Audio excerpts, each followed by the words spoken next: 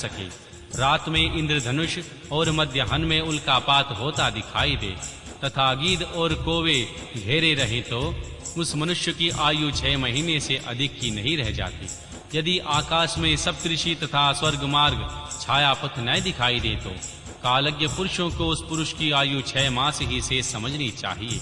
जो अकस्मात सूर्य और चंद्रमा को राहु से ग्रस्त देखता है और संपूर्ण दिशाएं जिसे घूमती दिखाई देती हैं, वह अवश्य ही 6 महीनों में मर जाता है।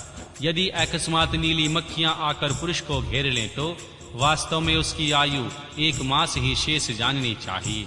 यदि गीध, कौवा अथवा कबूतर सिर पर चढ़ जाए तो वह पुरुष शीघ्र ही 1 मास के भीतर ही मर जाता है, इसमें संशय नहीं है।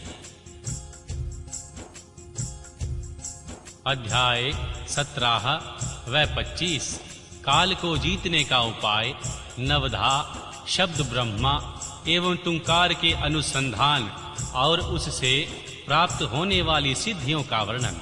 देवी पार्वती ने कहा, प्रभु, काल से आकाश का भी नाश होता है। वह भयंकर काल बड़ा विकराल है। वह स्वर्ग का भी एकमात्र स्वामी है।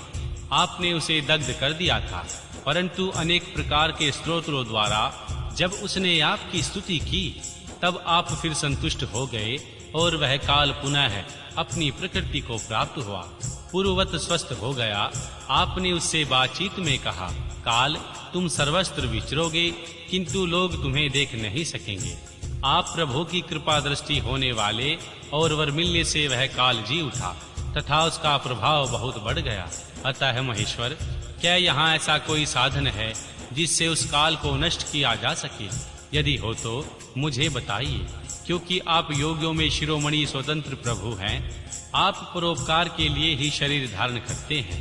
भगवान शिव बोले, देवी, श्रेष्ठ देवता, दैत्य, राक्षस, नाग और मनुष्य किसी के द्वारा भी काल का नाश नहीं किया जा सकता, परंतु जो ध्यान पारायण योगी हैं वे शरीरधारी होने पर भी सुखपूर्वक काल को नष्ट कर देते हैं।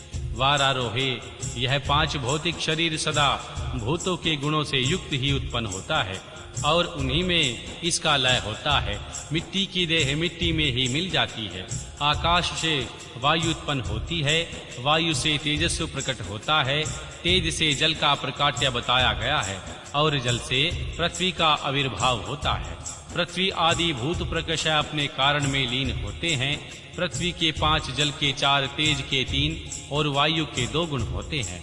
आकाश का एकमात्र शब्द ही गुण है। पृथ्वी आदि में जो गुण बताए जाते हैं उनके नाम इस प्रकार हैं, शब्द, स्पर्श, रूप, रस और गंध। जब भूत अपने गुण को त्याग देता है तब नष्ट हो जाता है और जब गुण को ग्रहण करता है तब उसका प्रादुर्भाव हुआ बताया जाता है। देवेश्वरी, इस प्रकार तुम 5 भूतों के यथार्थ रूप को समझो। देवी, इस कारण काल को जीतने की इच्छा रखने वाले योगी को चाहिए वह प्रतिदिन प्रयत्न पूर्वक अपने अपने काल में उसके अंशभूत गुणों का चिंतन करे। योगवेता पुरुष को चाहिए कि सुखद आसन पर बैठकर विशुद्ध श्वासन प्राणायाम द्वारा योगाभ्यास करे। रात में जब सब लोग सो जाएं, उस समय दीपक बुझाकर अंधकार में योग धारण करें। तर्जनी अंगुली से दोनों कानों को बंद करके 2 घड़ी तक दबाए रखें। उस अवस्था में अग्नि प्रेरित शब्द सुनाई देता है। इसे संध्या के बाद का खाया हुआ अन्न क्षण भर में पच जाता है और संपूर्ण रोगों तथा ज्वर आदि बहुत से उपद्रवों का शीघ्र नाश कर देता है। जो साधक प्रतिदिन इसी प्रकार 2 घड़ी तक शब्द ब्रह्मा का साक्षात्कार करता है वह मृत्यु तथा काम को जीतकर इस जगत में स्वच्छंद विचरता है और सर्वज्ञ एवं समदर्शी होकर संपूर्ण सिद्धियों को प्राप्त कर लेता है। जैसे आकाश में वर्षा से युक्त बादल गरजता है, उसी प्रकार उस शब्द को सुनकर योगी तत्काल संसार बंधन से मुक्त हो जाता है। तदनंतर योगियों द्वारा प्रतिदिन चिंतन किया जाता हुआ वह शब्द क्रमशः सूक्ष्म से सूक्ष्मतर हो जाता है। देवी, इस प्रकार मैंने तुम्हें शब्द ब्रह्मा के चिंतन का क्रम बताया है। जैसे धान चाहने वाला पुरुष पुआल को छोड़ देता है, उसी तरह मोक्ष की इच्छा वाला योगी सारे बंधनों को त्याग देता है। इस शब्द ब्रह्मा को पाकर भी जो दूसरी वस्तु की अभिलाषा करते हैं वे मुक्के से आकाश को मारते हैं और भूख प्यास की कामना करते हैं। यह शब्द ब्रह्मा ही सुखद मोक्ष का कारण है। बाहर भीतर के भेद से रहित, अविनाशी और समस्त उपाधियों से रहित पार ब्रह्मा है। इसे जानकर मनुष्य मुक्त हो जाता है। जो लोग कालपाश से मोहित हो शब्द ब्रह्मा को नहीं जानते, वे पापी मनुष्य मौत के फंदे में फंस जाते हैं। मनुष्य अभी तक संसार में जन्म लेते हैं जब तक सबके आश्रयभूत परम तत्व पार ब्रह्म परमात्मा की प्राप्ति नहीं होती। परम तत्व का ज्ञान हो जाने पर मनुष्य जन्म मृत्यु के बंधन से मुक्त हो जाता है। निंद्रा और आलस से साधना का बहुत बड़ा विघ्न है। इस शत्रु को यत्न पूर्वक जीतकर सुखद आसन पर उदासीन हो प्रतिदिन शब्द ब्रह्मा का अभ्यास करना चाहिए।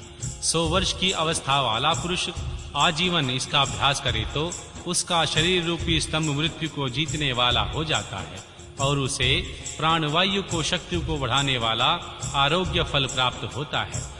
वृद्ध पुरुष में भी श्री ब्रह्मा के अभ्यास से होने वाले लाभ का विश्वास देखा जा सकता है।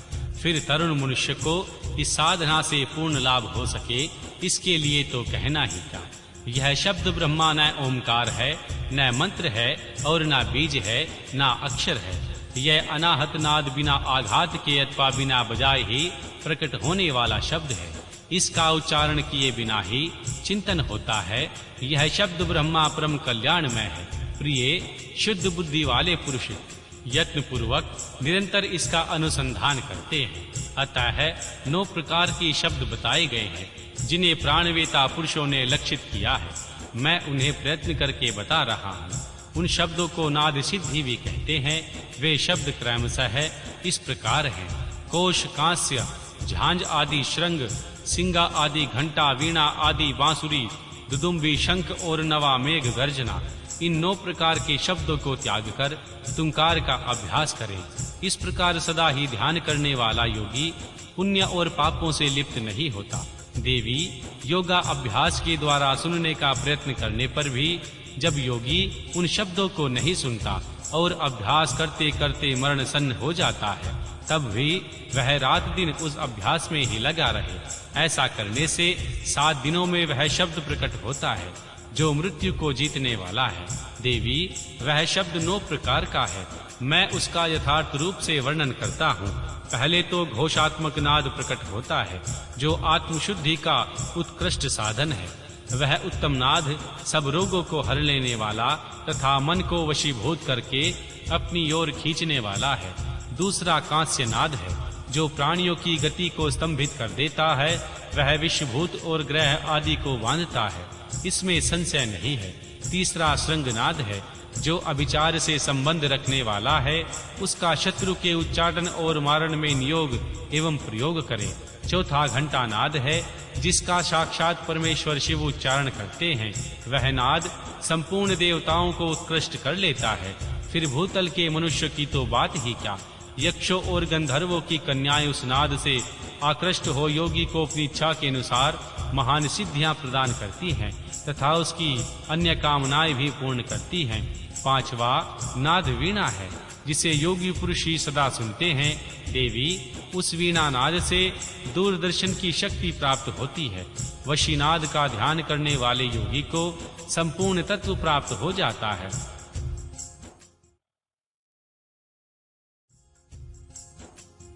दुदुम्बी का चिंतन करने वाला साधक जरा और मृत्यु के कष्ट से छूट जाता है। देवेश्वरी, शंखनाद का अनुसंधान होने पर इच्छानुसार रूप धारण करने की शक्ति प्राप्त हो जाती है।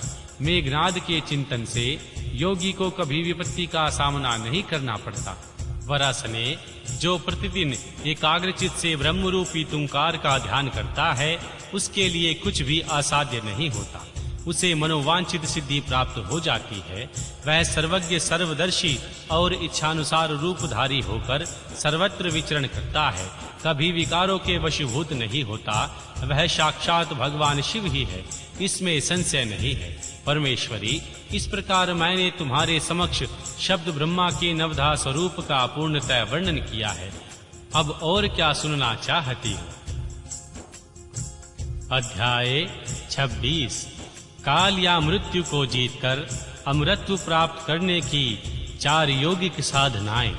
प्राणायाम, भ्रू मध्य में अग्नि का ध्यान